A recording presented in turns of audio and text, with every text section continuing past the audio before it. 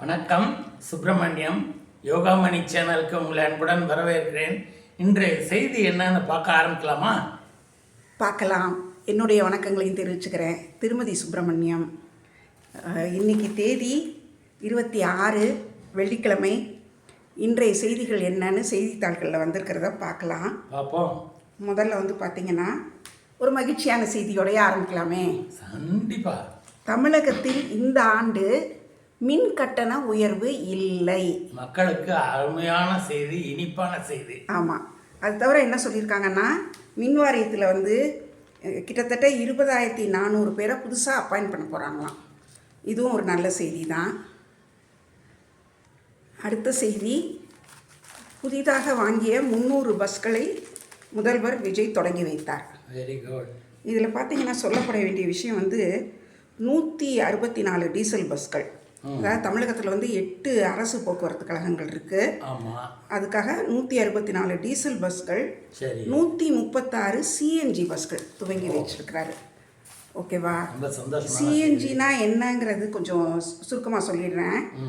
சிஎன்ஜிங்கிறது compressed natural gas.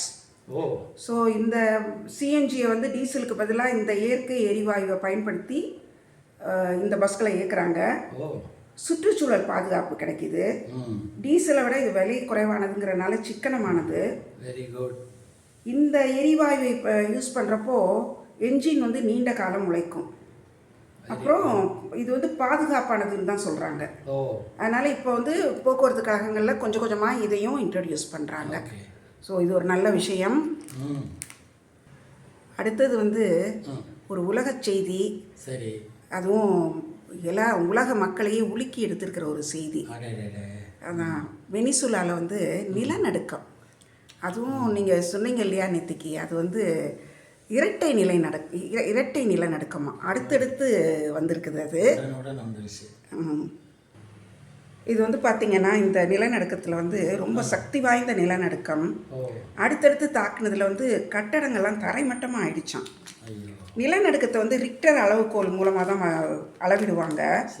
6 புள்ளி இருந்துச்சுனாலே அது மிக கடுமையான நிலநடுக்கம். ஆனால் இது 7.2 மற்றும் 7.5. 7க்கு மேலே போயிடுச்சு. 7.2ம் 7.5ம். அதுவும் எவ்வளோ நேரம் தெரியுமா? வெறும் 39 வினாடிகள். அப்படியே புரட்டி போட்டுருச்சு. கடுமையான நிலநடுக்கம். எல்லா நூற்றுக்கணக்கான அடுக்குமாடி குடியிருப்புகள், வணிக வளாகங்கள்லாம் நொடிப்பொழுதில் இடிஞ்சு தரமட்டமாயிடுச்சான். அந்த நாட்டில் இருக்கிற முக்கியமான சர்வதேச விமான நிலையம் சேதமடைஞ்சிருச்சான். அதை மூடிட்டாங்களாம். சாலைகள்லாம் 2ஆக பிளந்துருச்சுங்கிறாங்க. பொதுமக்கள்லாம் அவங்களோட வளர்ப்பு பிராணிகளோட சாலைகளில் நிற்கிறாங்களாம், ரோட்டில் நிற்கிறாங்க அப்படின்னு சொல்கிறாங்களாம். அதனால் தேசிய அவசர நிலை பிரகடனப்படுத்தியிருக்கிறாங்க. அந்த அதிபர் தற்காலிக அதிபர் போல இருக்குது. இடிபாடுகளுக்கு நடுவில் சிக்கினவங்களை மீட்கிற நடவடிக்கைகளை ரொம்ப முடுக்கி விட்டுருக்கிறாரு. இதுவரைக்கும் 164 பேர் பலின்னு சொல்கிறாங்க. இன்னும் நிறைய பேர் காலமாயிருப்பாங்கங்கிறாங்க. உலக நாடுகள் எல்லாமே உதவி செய்கிறோன்னு சொல்லியிருக்குது. நம்ம இந்திய பிரதமர் திரு மோடி அவர்களும் இந்தியா எல்லா உதவிகளையும் செய்கிறதுக்கு தயாராக இருக்கணும்னு சொல்லியிருக்காங்க.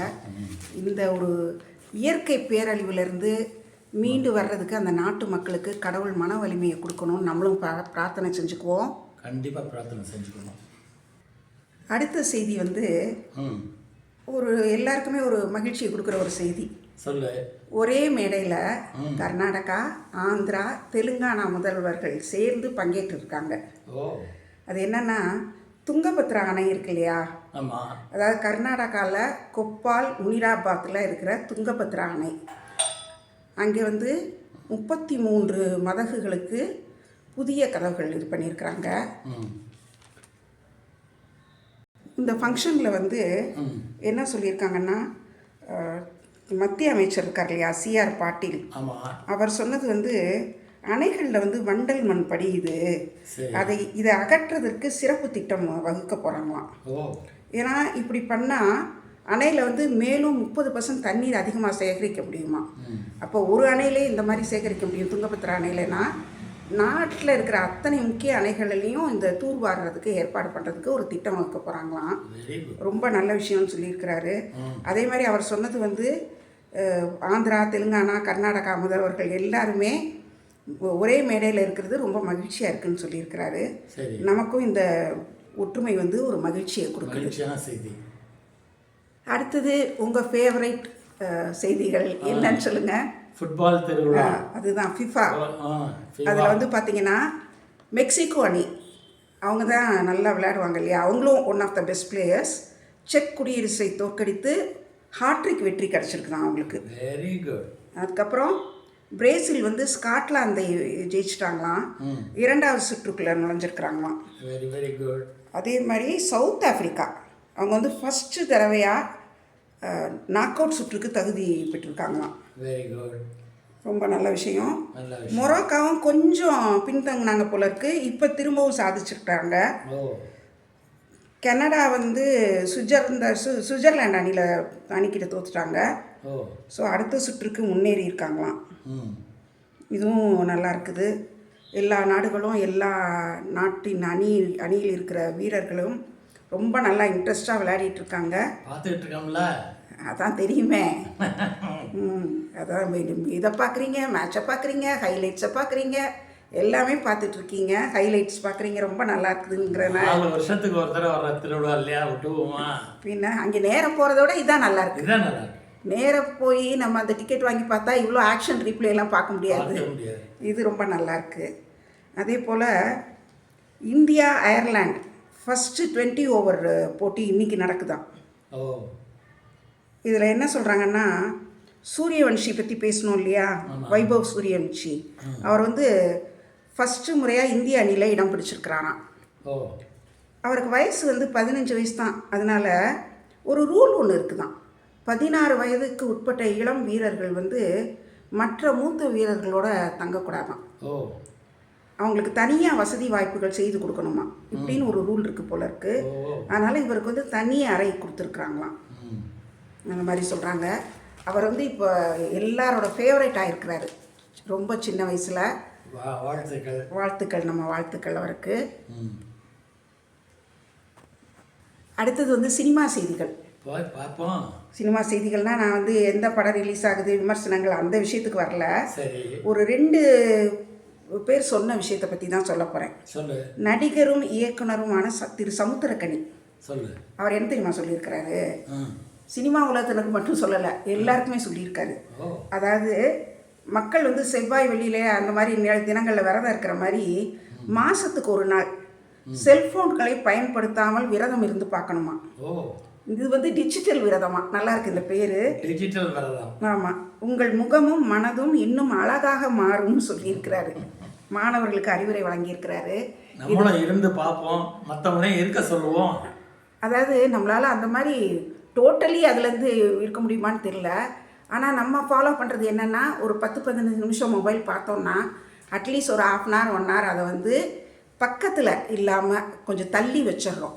ஏன்னா அதுலேருந்து கண்டிப்பாக ரேடியோ வேவ்ஸ் இருக்குங்கிறாங்க, அதெல்லாம் ப்ரூவ் ஆயிருக்கா என்னன்னு தெரியல. ஆனால் நடைமுறையில் கண்டிப்பாக கண்டினியூஸாக மொபைல் பார்த்தா நமக்கு தலை வலிக்குது, கண் வலிக்குது, கண் வந்து டயர்டாக ஆகுது. அதனால் நம்ம தான் நமக்கு அந்த கட்டுப்பாடை விதிச்சுக்கணும். இவர் சொல்லியிருக்கிறது நல்ல விஷயம், அவருக்கு நம்மளுடைய நன்றிகள். அதே போல் திரு ஆர்யா நடிகர் என்ன சொல்லியிருக்கிறாங்கன்னா, எல்லாருக்குமே உடற்பயிற்சி அவசியமானது. சரி, நீங்களும் அதில் ஒரு முறை இறங்கி பாருங்கள், அப்புறம் நீங்கள் நினச்சாலும் அது உங்களை விடாதுன்னு சொல்லியிருக்கிறாரு. அதாவது யோகாவை பற்றி, எக்ஸசைஸை பற்றி நான் நிறையா சொல்லியிருக்கேன் நம்ம இதுலேயே. கண்டிப்பாக சொல்லி அதை வந்து எப்படி டேஸ்ட் பண்ணால் தான் அதனுடைய ருசியை ருசிக்க முடியும். அது மாதிரி எக்ஸசைஸை பண்ணால் தான் அதனுடைய விளைவுகளை வந்து நம்ம என்ஜாய் பண்ணுறப்ப அதை ரசிக்க முடியும். அதனால் கண்டிப்பாக எக்ஸசைஸ் பண்ணியே தரணும், உடற்பயிற்சி எல்லாரும் பண்ணணும். அதான் அவங்க சொல்லியிருக்கிற மாதிரி ஒன்ஸ் அதை செய்ய ஆரம்பிச்சு அந்த பலன் கிடைக்க ஆரம்பிச்சிருச்சுன்னா நம்ம அதை விடணும்னு நினச்சாலும் அது விடாது, அதை ஃபாலோ பண்ணிகிட்டே இருப்போம். ஸோ அவர் சொல்லியிருக்கிறது நல்ல விஷயம். ஏன்னா திரைப்பட நடிகர்கள் வந்து அவங்களோட ஹெல்த்தை வந்து அவங்க கண்டிப்பாக மெயின்டைன் பண்ணுவாங்க, அதுக்கு இவர் சொல்லியிருக்கிறாரு. நம்மளும் அதை வந்து மற்றவங்களுக்கும் சொல்லுவோம். அவருக்கு நம்முடைய நன்றிகள். இன்றைய செய்திகளோட நிறைவு பகுதிக்கு வந்திருக்கிறோம். ஆன்மீக செய்தி. இன்னைக்கு வெள்ளிக்கிழமை, அம்மன் வழிபாட்டுக்கு உகந்த நாள். மகாலட்சுமிக்கு நெய் தீபம் ஏற்றினால் அருளோடு பொருளும் கிடைக்கும், விளக்கேற்றி வழிபடுவோம். அப்புறம் இன்னைக்கு வந்து மதுரை மீனாட்சி அம்மன் வந்து ஊஞ்சலில் காட்சி தருவாங்க. கானாடு காத்தான்ல சிவபெருமான் திருக்கல்யாணம். ஓகே. இன்னைக்கு வந்து துவாதசி. துவாதசியில் என்ன சொல்கிறாங்கன்னா, இன்னைக்கு வந்து ராம லக்ஷ்மண துவாதசியாம். இன்னைக்கு ராம லக்ஷ்மண துவாதசினா அதோட முக்கியத்துவம் என்ன, அதோட பிராண கதை என்னங்கிறது சுருக்கமாக சொல்கிறேன். சொல்லு.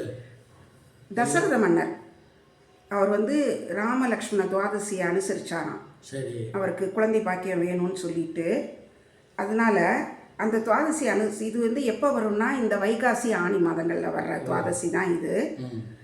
முதல் நாள் வந்து நிர்ஜல ஏகாதசியா, அதாவது தண்ணி கூட குடிக்காமல் இருக்கிற விரதம்.